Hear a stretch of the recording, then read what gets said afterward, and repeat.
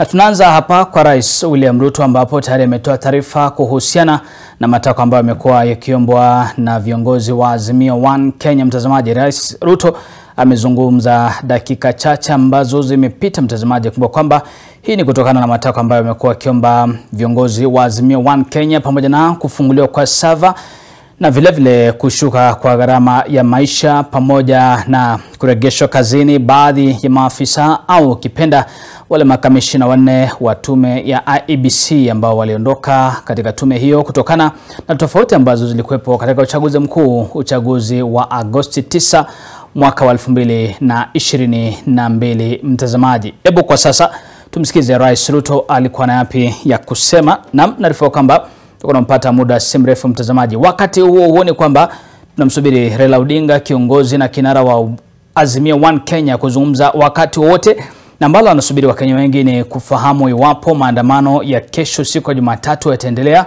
au Raila Odinga atatangaza mwisho na tamati ya maandamano hayo ambayo yamekuwa yakifanywa mara tatu, na sasa ikiwa kesho itakuwa inaingia wiki ya tatu. Mtazamaji, tupate taarifa ya Rais William Ruto.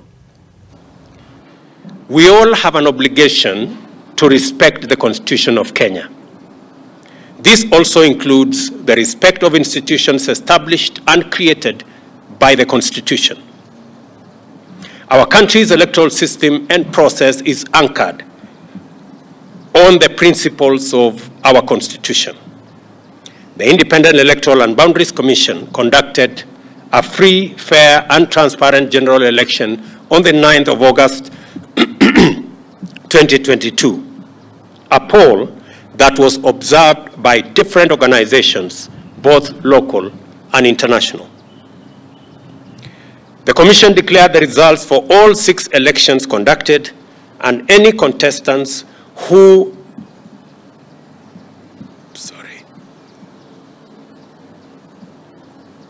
were aggrieved by the outcome had an opportunity to present their grievances to the country's judicial system for arbitration.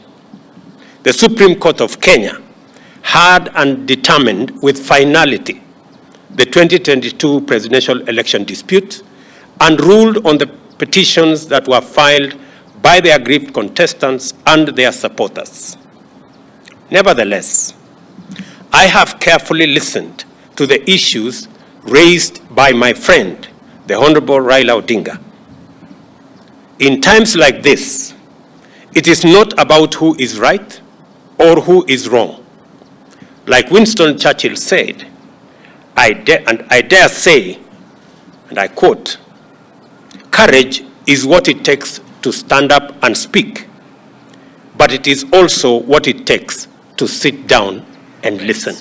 On the matter of IEBC, my suggestion is that this matter can be handled in Parliament by a bipartisan parliamentary process so that we can agree on what it is they have an issue with, and we can adjust as is agreed and as necessary. And therefore, in these circumstances, and in view of the recent events that led to loss of life and destruction of property in the demonstrations that have occasioned in our country for the last 2 weeks, I urge my brother Raila Odinga and the opposition to call off the demonstrations and to give this bipartisan approach a chance for us to take the country forward.